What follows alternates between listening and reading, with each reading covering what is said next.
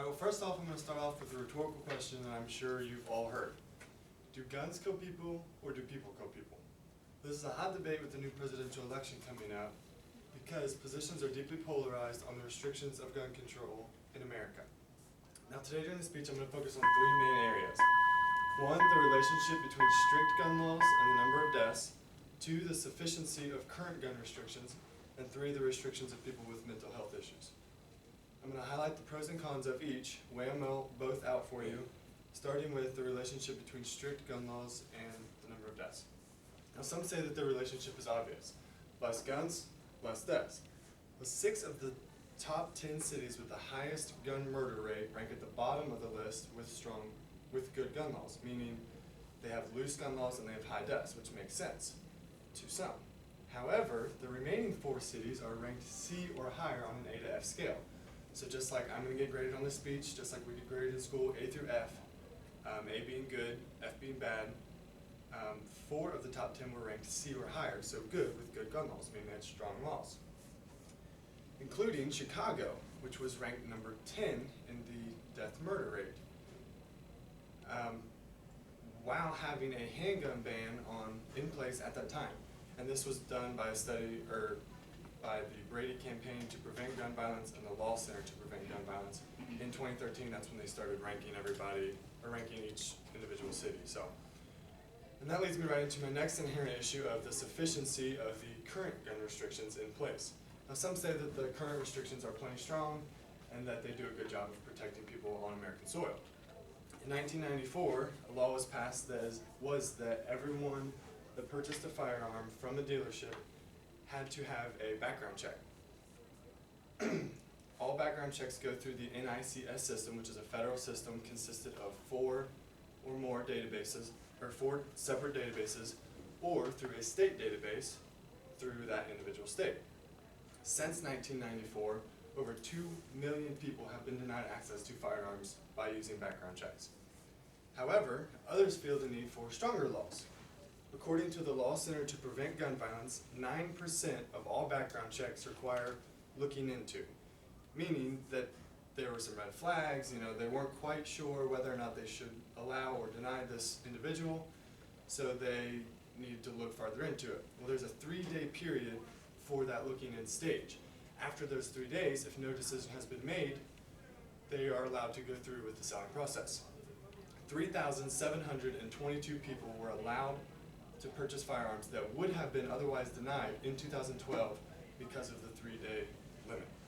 Similar cases in 2014 where 2,500 people were allowed. But the biggest argument for people that are for stronger laws is that anyone denied access to firearms from a dealership can easily go purchase them from a private party seller. Now, those for strict laws argue that this is especially dangerous for those with mental health issues, which leads me into my third inherent issue. Now, before we get into it, I want to clarify that suicide is the act of somebody in a mentally unstable mindset. In 2013, there were 33,636 firearm-related deaths in America, 63% of which, or 21,175 of them, were suicides. Only 33% were homicides. To prevent that was according to the Law Center to Prevent Gun Violence. Currently, there is a federal law in place that says that gun dealerships are not allowed to sell to somebody with mental health issues, or with a history of mental health issues. In 2005, 0.5% of people were denied access. Not very much. By 2010, that number had risen to 1.8% of people, proving to some that these laws are working, that they're doing good.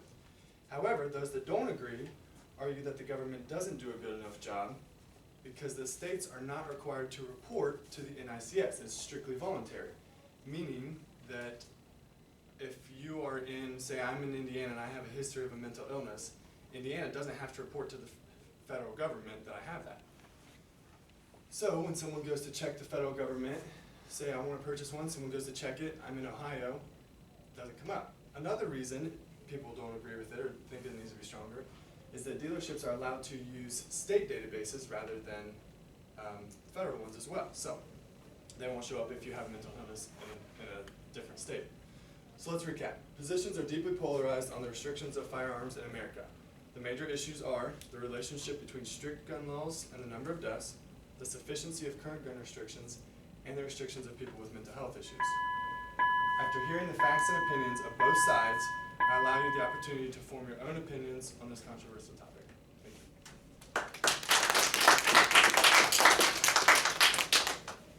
Yeah. You said like Chicago's number 10 or whatever. Is that the country or like the world? It's in America. They were ranked, the cities were ranked. I don't know what the qualifications were for cities, but the major cities in America were ranked, and they were ranked number 10 with the most firearm-related deaths in that particular city within that list. Yeah. So I've heard a lot of things about like a black market with guns. Do you think that's affected too, like when it comes to like Chicago, for example, with their like ban on handguns, people are still getting them somehow. Is that like a big problem too that they need to address? Honestly, I think guns are something that you're not ever going to be able to limit completely. There definitely is a black market. I'm not super familiar with it, but I know that it's definitely out there, and I know that it does thrive, so, yeah. So which city had the highest murder per citizen? I do not know exactly what city ranked number 1. I just know that 6 of them were had loose gun laws, high rates, and 4 had the opposite. I know Chicago was number 10 though. So, any other questions? Do you know the difference between how a dealer operates versus a private party? You talked about a little bit about their background checks, but why are they so different?